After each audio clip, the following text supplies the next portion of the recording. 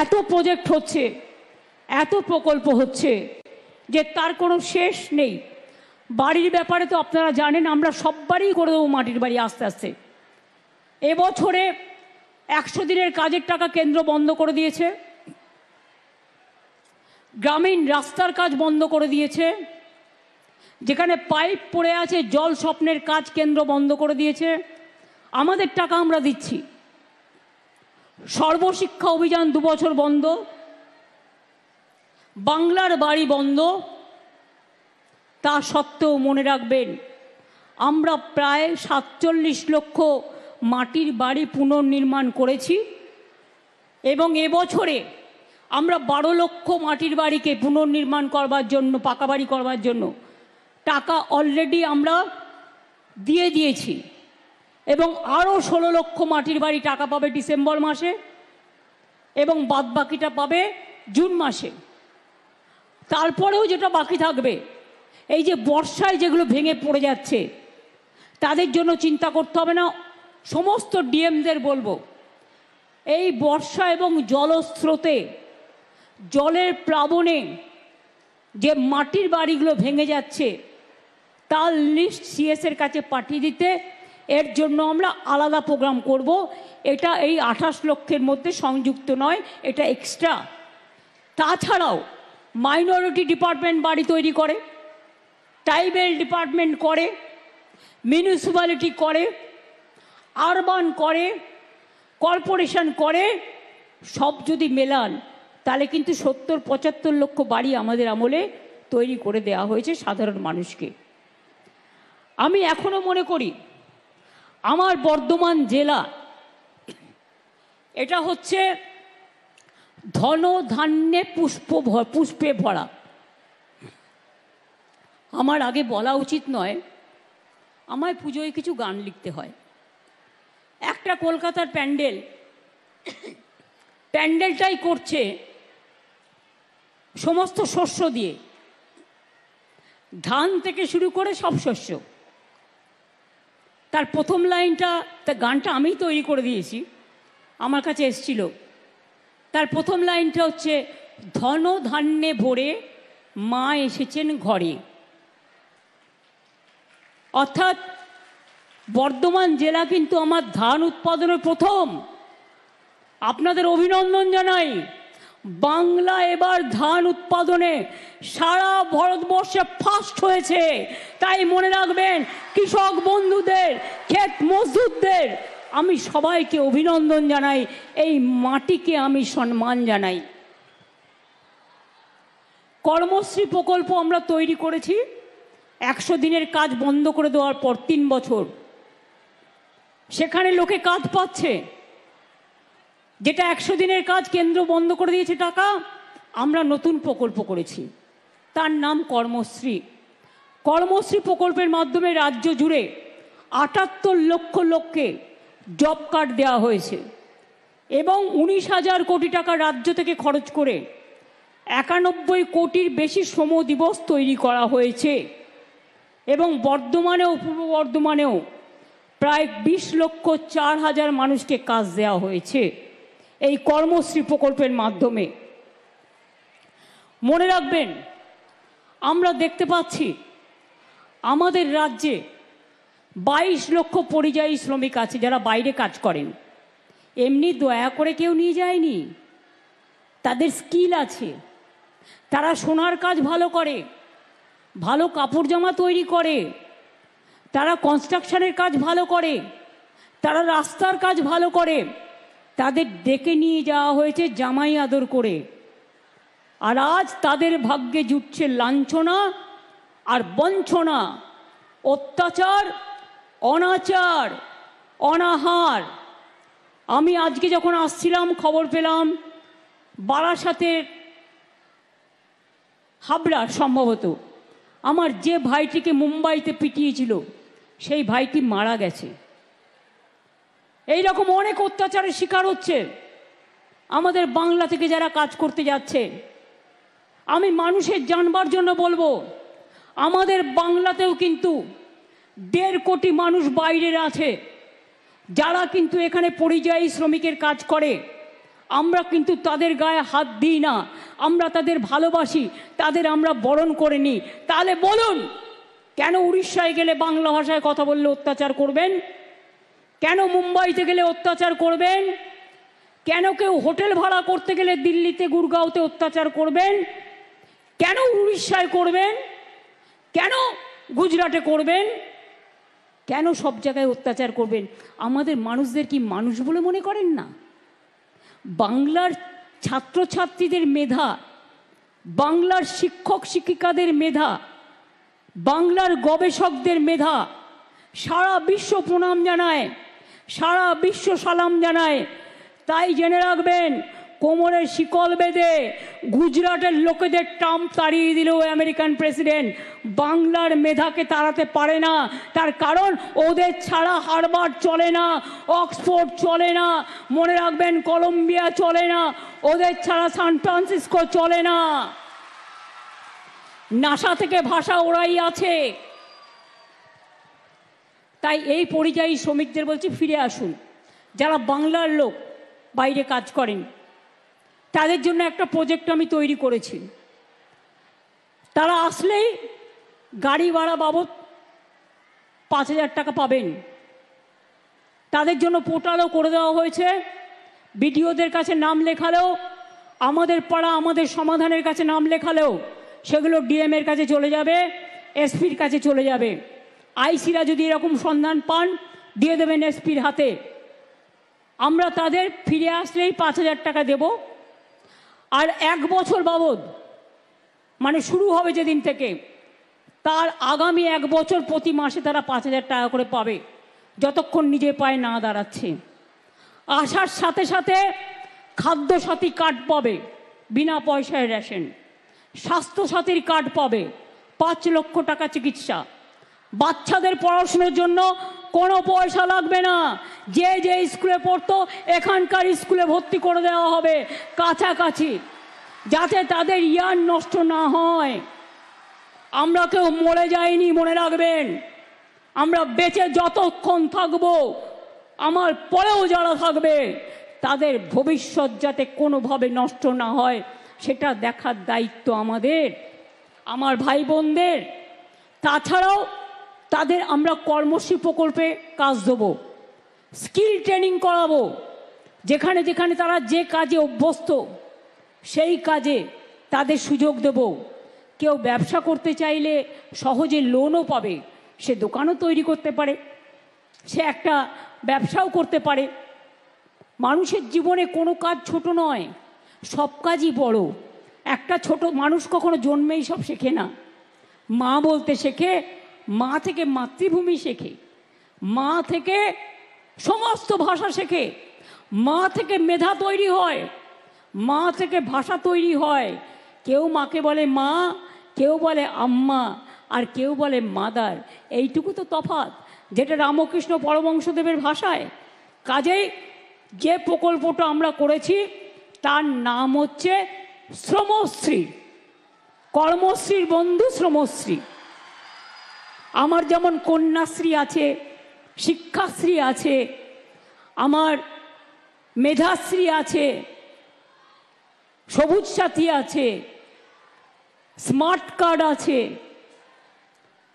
তরুণের স্বপ্ন আছে। ছাত্রছাত্রীরা আজকে বিনা পয়সায় সরকারি স্কুলে জামা কাপড় পায়, ড্রেস পান। সেই ড্রেসগুলো তৈরি করে কারা? আমাদের তাঁতিরা। 5 কোটি কাপড় তৈরি করেন আমাদের তাঁতিরা। এবং আমাদের সেলফ হেল্প গ্রুপ, কত কর্মসংস্থানেতে তৈরি হয়।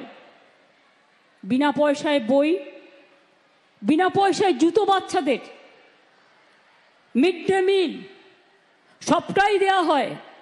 আর মেয়েদের স্কলারশিপ, আমার কন্যাশ্রী পথ দেখিয়েছে।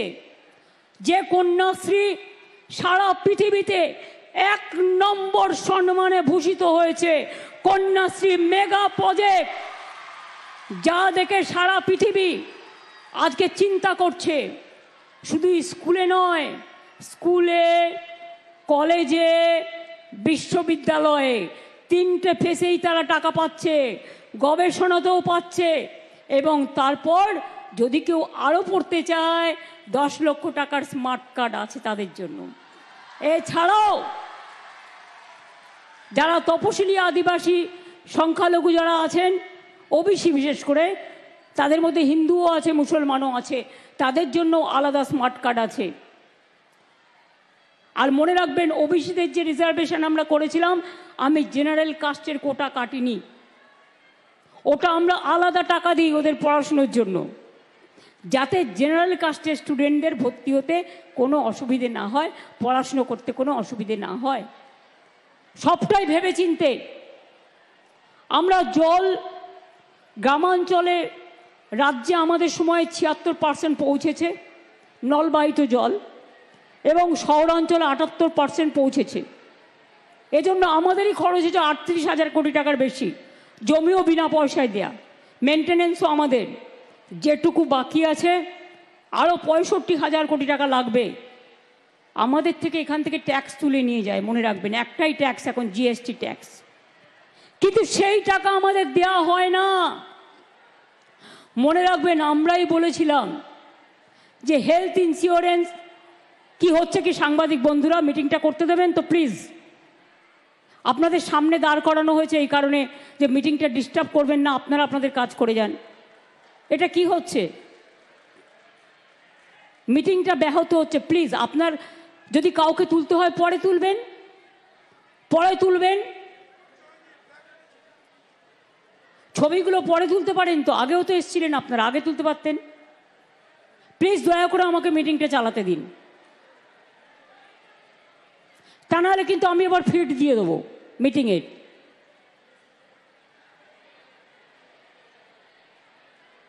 দেখি কতক্ষণে আপনারা ঠিক হন।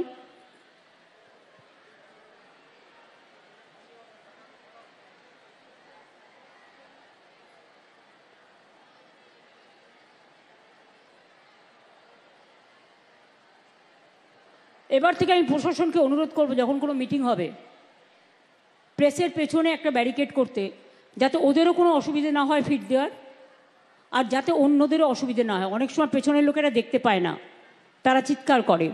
সুতরাং এমন সিস্টেম করা হোক যাতে দুপক্ষেরই সুবিধে হয়। এখনও যেটুকু বাকি আছে আস্তে আস্তে আমরা করে দেব। দেখুন, আপনারা একটা গান শুনেছেন ছোটবেলায়, যদি না শুনে থাকেন শুনে নেবেন।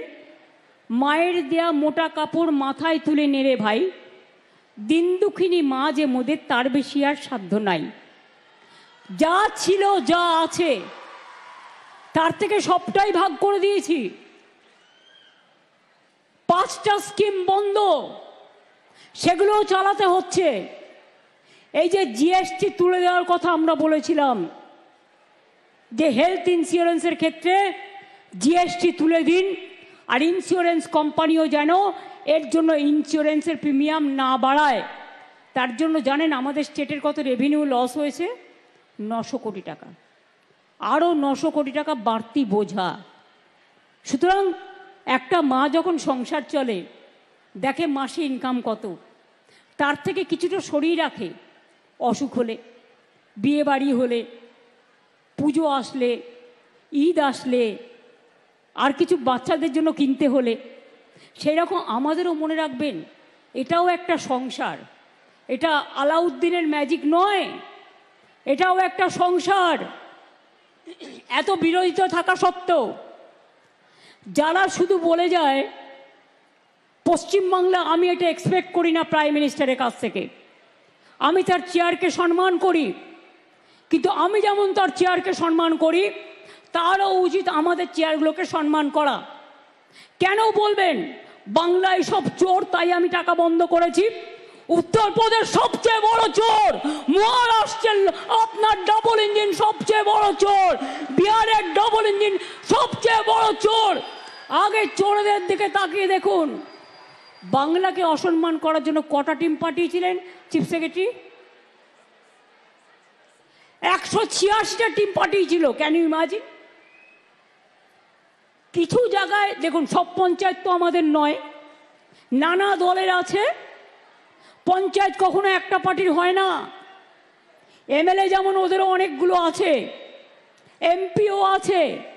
ডেমোক্রেসিতে সব রাজনৈতিক দলই থাকে। কিছু প্রবলেম হয়েছিল, আমাদের কাছে প্রশ্ন করা হয়েছিল, তার জন্য 186টা টিম পাঠানো হয়েছিল। সব প্রশ্নের উত্তর দেওয়া হয়েছে। সব প্রশ্নের উত্তর দেওয়ার পরে যদি কোনো স্টুডেন্টকে আপনারা 0 নাম্বার দেন, সেই স্টুডেন্ট কি মেনে নিতে পারবে? পারবে? সব প্রশ্নের উত্তর দেওয়ার পরেও আপনারা নাম্বার কাটছেন আর বাংলাকে চোর বলছেন। চোরের গদ্দারদের নিয়ে আপনারা মিটিং করছেন আর আপনারা বাংলাকে চোর বলছেন। লজ্জা করে না? লজ্জা, ঘৃণা, ভয় 3 থাকতে নয়, একটা কান না কাটা থাকলে আর একটা কান কাটার ভয় থাকে। এদের দুটো কানই কাটা, তাই কান কাটার কোনো ভয় নেই। জিজ্ঞেস করুন না, একবার ভেবেছেন এই যে আপনি বারবার আসছেন ইলেকশনের আগে, ঠিক পরিযায়ী পাখির মতো ইলেকশন আসলেই আপনারা রোজ আসেন। আমি চাই 365 দিনই আসুন। বিমান ফ্রি, হেলিকপ্টার ফ্রি, রাস্তা ফ্রি, খাবার ফ্রি, সবই তো পান ফ্রিতে। আমি কিন্তু সরকার থেকে 1 পয়সাও মাইনে নিই না, জেনে রাখো ভাই বোনেরা। এবং আমি 7 বার এমপি ছিলাম। মাসে কিছু না হলেও 2.5 থেকে 3 লাখ টাকা পেনশন পেতে পারতাম এই 14 বছর। 1 পয়সাও নিইনি। সেগুলো কিন্তু কেউ মনে রাখে না। আর পশ্চিমবঙ্গ সরকারের চিফ সেক্রেটারি বসে আছে, তার সামনে বলছি, আমি কোনো সার্কিট হাউসে গেলেও সেখানেও টাকা দিয়ে থাকি। আমি বই লিখি, সেই টাকা থেকে যা পাই। আমি গান লিখি, গানের থেকে যা পাই আমার চলে যায়। আমি একা মানুষ, আমার কিসের দরকার? কিসের দরকার? খাই তো একবেলা, আমার কিসে লাগবে? আমি টাকা চাই না, আমি মেধা চাই। আমি টাকা চাই না, আমি আত্মসম্মান চাই। বাংলা মায়ের সম্মানে আঘাত করলে আমার গায়ে আঘাত লাগে। আমাকে আপনারা যা ইচ্ছে গালি দিন, আমার বিরুদ্ধে অপপ্রচার করুন, কুৎসা করুন, চক্রান্ত করুন, আমি লড়ে নেব। আমার বুকের পাটা আছে, জেনে রাখুন। এটা আমার মাটির শক্তি, এটা আমার মায়ের শক্তি, এটা আমার বাংলার সংস্কৃতি, এটা আমার বাংলার মেধা, এটা আমার বাংলার সম্প্রীতি। কিন্তু মনে রাখবেন, আমাকে ভয় দেখিয়ে কিছু করা যাবে না। নতুন করে ভোট আসলেই এনআরসি করতে হবে, ভোটার লিস্টে নাম কাটতে হবে। আর ইলেকশন কমিশন, আপনাকে অনেক প্রণাম জানাই, অনেক সালাম জানাই। প্লিজ দয়া করে বিজেপির ললিপপ হবেন না। প্লিজ দয়া করে বিজেপির ললিপপ হবেন না, তাহলে কিন্তু দেশের মানুষ ক্ষমা করবে না। যারা বাংলার ভোটার তাদের করতে দিন। বারে বারে আসবে আর বলবে বাংলায় নাকি সব বাংলাদেশিরা থাকে। আচ্ছা বলুন তো, ছোট্ট একটা প্রশ্ন, আমি এর উত্তরটা পেয়েছি বিখ্যাত পরিচালক গৌতম ঘোষের কাছ থেকে। আপনারা দেখবেন উনি এটা বলেছিলেন ফেসবুকে, টুইটে। কথাটা কি? আমরা তো তখন জন্মাইনি, আমাদের দোষ দিচ্ছে। বুঝুন অবস্থা। বলছে এখানে নাকি সব বাংলাদেশ হয়ে গেছে। কোথা থেকে হলো? 1947 সালে স্বাধীনতা আন্দোলনের পর যখন দেশ ভাগ হয়েছিল, আপনারা কি করেছিলেন? ভারত ভাগ করতে গিয়ে বাংলাকে ভাগ করেছিলেন আর পাঞ্জাবকে ভাগ করেছিলেন। তার কারণ, চলে যান আন্দামান সেলুলার জেলে। আমি রেপ্লিকা তুলে নিয়ে এসেছি আলিপুর মিউজিয়ামে। ওখানে যদি সংখ্যাটা দেখেন, দেখবেন 700-র ওপর বাঙালি অ্যারেস্ট ছিল যারা স্বাধীনতা আন্দোলন করেছিল। প্রায় 90%। আর 10% ছিল পাঞ্জাবিরা। ওরা জানতো বাংলাকে ওরা শায়েস্তা করতে পারবে না, বাংলার শক্তির কাছে পারবে না। তাই ওরা কি করেছিল? বাংলাটাকে ভাগ করে দিয়েছিল আর পাঞ্জাবটাকে ভাগ করে দিয়েছিল। পাঞ্জাবের একটা পাকিস্তান আছে, পাঞ্জাবের পাশে যে পাকিস্তান, পাকিস্তানেও একটা পাঞ্জাব আছে, জেনে রাখবেন। কই সে কথা তো বলো না। তাহলে আমাদের পাশে বাংলাদেশ তো আমরা তৈরি করিনি, তোমরা করেছো, তোমাদের প্রপিতামহরা করেছো। আমাদের ভাষা যদি এক হয়, আমরা কি করতে পারি? আমরা কি করতে পারি? বাংলা ভাষা সারা পৃথিবীতে 5ম স্থানে আছে এবং সারা এশিয়াতে দ্বিতীয় নম্বর স্থানে আছে বাংলা ইন্টারন্যাশনাল ল্যাঙ্গুয়েজ। বাংলা ভাষায় কথা বললেই হোটেলে ঢুকতে দেবে না, বাংলা ভাষায় কথা বললেই কাজ করতে দেবে না, বাংলা ভাষায় কথা বললেই ছাত্রছাত্রীদের পড়তে দেবে না। বাংলা ভাষা তো বলবোই, বাংলা ভাষা, অন্যান্য ভাষাও বলবো, কেউ তো আপত্তি করেনি, সব ভাষাকে সম্মান করি। তো বাংলা ভাষা বলবো না কেন? তোমাদের মাথায় কি মগধের মরুভূমি আছে? ওদের মাথায় হচ্ছে মগধের মরুভূমি আছে। ওটা হ্যাঁ বলে না, শুধু না বলে। বাংলাকে সহ্যই করতে পারে না, বাংলা দেখলেই তরবর করে জ্বলে। ওই বলে না লুচির মতো ফলে, দেখলেই গা জ্বলে আর হিংসায় লুচির মতো ফলে বাংলাকে দেখলেই। আরে বাংলা ভাষায় রবীন্দ্রনাথ ঠাকুর কোন ভাষায় কথা বলেছেন? দুটো জাতীয় সঙ্গীত এখানকার বাংলাদেশেরও ছিল, এখন কি আছে আমি জানি না। বন্দে মাতরম ন্যাশনাল সং কে লিখেছিলেন? বঙ্কিমচন্দ্র চট্টোপাধ্যায়। জন্ম কোথায়? বাংলায়। জয় হিন্দ স্লোগান কার? নেতাজি সুভাষচন্দ্র বোস। কোথায় লড়েছিলেন? বাংলা থেকে। সেই যে হারিয়ে গেল, আমরা তার জন্মদিনটা জানি, তার মৃত্যুদিনটা আজ পর্যন্ত আমরা কেউ জানি না। দেশবন্ধু কোন ভাষায় কথা বলতেন? ক্ষুদিরাম যখন গলায় ফাঁসি পড়েছিল, একবার বিদায় দে মা ঘুরে আসি, হাসি হাসি পড়ব ফাঁসি, দেখবে ভারতবাসী। ভাষাটা কি ছিল মশাইরা? মহাশয়দের জিজ্ঞেস করুন, হিন্দু না ওরা মুসলিম? ওই জিজ্ঞাসে কোনজন? কান্ডারি বলো ডুবিছে মানুষ, সন্তান মোরমার। কে মানুষটি? বিদ্রোহী কবি নজরুল ইসলাম। তার জন্মস্থান কোথায়? আপনাদের বর্ধমান জেলায় চুরুলিয়া গ্রামে। ফাঁসির মঞ্চে গেয়ে গেল যারা জীবনেরও জয়গান, ৮০ লক্ষে দাঁড়াইছে তারা, দিবে কোন বলিদান? কে লিখেছিলেন? নজরুল লিখেছিলেন। সারে জাহাঁ সে আচ্ছা হিন্দুস্তান হামারা। কে লিখেছিলেন? ইকবাল লিখেছিলেন। বাংলার অবদানের কথা ভুলবেন না। বাবা সাহেব আম্বেদকর, আপনারা কি জানেন সর্বপ্রথম কোথার থেকে তিনি এমপি নির্বাচিত হয়েছিলেন? বাংলার অ্যাসেম্বলি থেকে। মনে রাখবেন, যিনি সংবিধান তৈরি করেছিলেন, সংবিধান কমিটির ড্রাফটিং কমিটির চেয়ারম্যান ছিলেন। ভুলে যাবেন না, বাংলার ইতিহাসটাকে মনে রাখুন। আর যদি শুধু বলেন সব বাঙালি মানে বাংলাদেশি, 1971 সালের মার্চ মাস পর্যন্ত আপনারাই গভর্নমেন্ট অফ ইন্ডিয়া চুক্তি করেছিলেন, যারা এখানে আসবেন তারা ইন্ডিয়ান সিটিজেন। হ্যাঁ, মানুষের একটা অভ্যাস থাকে। আচ্ছা বলুন তো, মুর্শিদাবাদের লোক যে ভাষায় কথা বলে বাংলা, বর্ধমান কি সেই ভাষায় বলে? তাদের লোকাল একটা টিপিক্যাল টাইপ অফ উচ্চারণ আছে। স্কুলে গেলে একটা ভাষা আমরা বলি, বাড়িতে গেলে একটা বলি। আমি তো বীরভূমের মেয়ে, ওখানেই আমি জন্মেছিলাম প্রথমে, তারপরে চলে এসেছিলাম কলকাতায়। তো আমার দেশে তো বলে, এখানে যেমন বলে কোথায় গেছিলি, ওরা বলে কোথায় গেছিলি কি বটে। মুর্শিদাবাদেও তাই বলে। বনগাঁয় যান, আমি একবার বনগাঁয় গিয়েছিলাম ছোট্টবেলায়। আমরা যেমন বলি একদিন দেখা হলো, ওরা বলে একদিন দেখা হইল। এক একটা লোকের এক এক রকম উচ্চারণ। এমনকি আপনারা যদি সিলেটি ভাষাও বোঝেন, দেখবেন বাংলা ভাষা আমরা বুঝতে পারি না, কিন্তু আমাদের বাংলা বইয়ের ভাষা আন্তর্জাতিক ভাষা।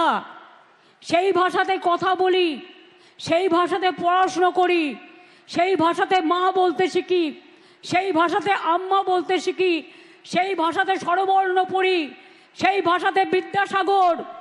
মেয়েরা আগে পড়াশুনো করতে পারত, বাল্যবিবাহ রোধ করেছিলেন, পড়াশুনো শিখিয়েছিলেন। রাজা রামমোহন রায় সতীদাহ প্রথা নিবারণ করেছিলেন। আগে ছোট্ট ছোট্ট বাচ্চাদের বিয়ে দিত একটা বুড়ো লোকের সাথে, বুড়োটা মরে গেলে তাকেও সাথে চলে যেতে হতো। এই বিধবা বিবাহ প্রচলন করেছিলেন ঈশ্বরচন্দ্র বিদ্যাসাগর, এবং সতীদাহ প্রথা করেছিলেন রাজা রামমোহন রায়। কোথায় পাবেন এ সংস্কার? বাংলায় প্রথম আইন হয় সতীদাহ প্রথার, তারপরে সারা ভারতবর্ষে হয়। সুতরাং মনে রাখবেন, এই মাটি আমার সোনার মাটি, এ মাটি সোনার চেয়েও খাঁটি, এই মাটিতেই জন্ম নিল রবীন্দ্র নজরুল, একই বৃন্তে দুটো কুসুম, আলোকময় সে ফুল। তাই বাংলার ঘরে ঘরে নতুন প্রজন্ম হাল ধরো আজ ভারতের দরবারে। আমরা হারব না, মাথা নত হবে না, বাংলা চলবে নতুন করে, বাংলা গাইবে নতুন সুরে। আমার জয় বাংলা স্লোগানই আজকে সবার স্লোগান। তার কারণ বাংলাকে সম্মান জানিয়ে আমরা জয় বাংলা একবার নয় 1000 বার বলবো, লক্ষ বার বলবো, বজ্রকণ্ঠে বলবো। আমি চাই আমার কন্যাশ্রী মেয়েরা অনেক বড় হোক। আমিও কখনো কখনো বই লিখি, কাজ করি। কন্যাশ্রী মেয়েদের মধ্যে কেউ পাইলট হয়েছে, কেউ ডাক্তার হয়েছে, কেউ ইঞ্জিনিয়ার হয়েছে, কেউ টিচার হয়েছে, কেউ প্রফেসর হয়েছে, শিক্ষাশ্রী থেকেও হয়েছে, মেধাশ্রী থেকেও হয়েছে, ঐক্যশ্রী থেকেও হয়েছে। সবাই, আমি মনে করি বাংলার সংস্কৃতিকে যতই হিংসা করো কিচ্ছু লাভ নেই। ভাষা সন্ত্রাস মানব না, বাংলার অসম্মান মানব না, বাংলার অপমান মানব না। আজকে তুমি ক্ষমতায় আছো তাই বাংলাকে ভাতে মারার চেষ্টা করছো, বাংলার সব টাকা ইকোনমিকভাবে ব্লকেট করে দিচ্ছ। ভাই, আজ তুমি আছো, কাল তুমি থাকবে না, তখন তোমাদের কি হবে তখন তোমাদেরও বুঝতে হবে। যেমন দেখাবে মানুষ কিন্তু তেমনই দেখাবে। Charity begins at home. নিজের থেকে শিক্ষা নাও। আমি মনে করি মানুষকে অবজ্ঞা করা, অবহেলা করা, কুসংস্কারচ্ছন্ন করা, আর তারা ঠিক করবে। আগে বলতে মমতাজি তো দুর্গা পূজা করনে নেই দেতা, এখন দেখছে কোনো লাভ নেই। এখন বলছে জয় মা দুর্গা, বাপরে কি জোরে বলছে, আমাদের থেকেও জোরে বলছে, কারণ ভোট আসছে, ভোট পাখি। ওদের ধর্ম একটাই, মন গড়া হিন্দু ধর্ম। রামকৃষ্ণ নয়, স্বামী বিবেকানন্দ নয়, রবীন্দ্র নজরুল নয়, আম্বেদকর নয়, বিরসা মুন্ডা নয়। ওদের একটাই, ওরা নিজেরা তৈরি করেছে একটা, সেটাকে সবার উপর চাপিয়ে দেবে। সেটা হবে না। সেটা আজ কেন, 1000 বছর ধরে চেষ্টা করলেও হবে না। বাংলা তার নিজস্বতায় সমৃদ্ধ এগিয়ে যাবে। আজকের যারা ছাত্রছাত্রী, আজকের যারা কৃষক শ্রমিক, আজকের যারা যৌবন, আমি মনে করি তারা আগামী দিনেও বাংলা মাকে রক্ষা করবে, বাংলার মাটিকে রক্ষা করবে, বাংলার সম্মানকে রক্ষা করবে। আর ক্ষুদিরাম অনেক তৈরি হবে, নিজের গলায় ফাঁসি করে দেশের জন্য বলিদান দেবে, কিন্তু মাথা নত করবে না। এটা মাথায় রেখে দিন। আমি এইটুকু বলে, আমার মা বোনেরা অনেক দূর থেকে এসছেন, যে লক্ষ্মী সেই সরস্বতী, সতী সীতা, সীতা সাবিত্রী, সতী দময়ন্তী, অহল্যা বাই থেকে শুরু করে রোশেনারা, জাহানারা, বিরসা মুন্ডা বা হাসদা বা টুডু থেকে শুরু করে, বা মতুয়া বা রাজবংশী বা নানা জনজাতি থেকে শুরু করে সবাই মানুষ। এটা আমাদের সবচেয়ে বড় পরিচয়। মনুষ্যত্বের জয় হোক, মানবিকতার জয় হোক। শুধু শিক্ষা হলেই মেধা হয় না, মেধা জন্মায় মাটির ঘরে। মনে রাখবেন, মেধা জন্মায় গ্রাম প্রান্তরে, গ্রামের অন্তরে। আমরা যারাই শহরে থাকি না কেন, আমাদের সকলের একটা করে নিজস্ব গ্রাম আছে। ম্যাক্সিমাম যারা কলকাতায় থাকেন, বিভিন্ন জায়গায় থাকেন। কাজেই আমি রাঙামাটিকে প্রণাম জানিয়ে, বর্ধমানের শস্য শ্যামলা আমার সবুজ মাকে প্রণাম জানিয়ে, সবুজ বিপ্লবকে প্রণাম জানিয়ে, মায়েদের সকলকে প্রণাম সালাম জয় জোহার জানিয়ে, ভাই বোনেদের আমার অনেক ভালোবাসা, শুভনন্দন, শুভকামনা জানিয়ে, আর আমার ছাত্রছাত্রীরা জয়ী হও, জয়ী হও, জয়ী হও, জয় হে, জয় হে, জয় হে। মাথা উঁচু করে দাঁড়াও এবং একদিন বলবে বন্দে মাতরম, একদিন বলবে জয় হিন্দ, আর লাস্টে বলবে জয় বাংলা। অনেক ধন্যবাদ, ভালো থাকবেন। সংবাদ মাধ্যমকে ধন্যবাদ, প্রশাসনকে ধন্যবাদ।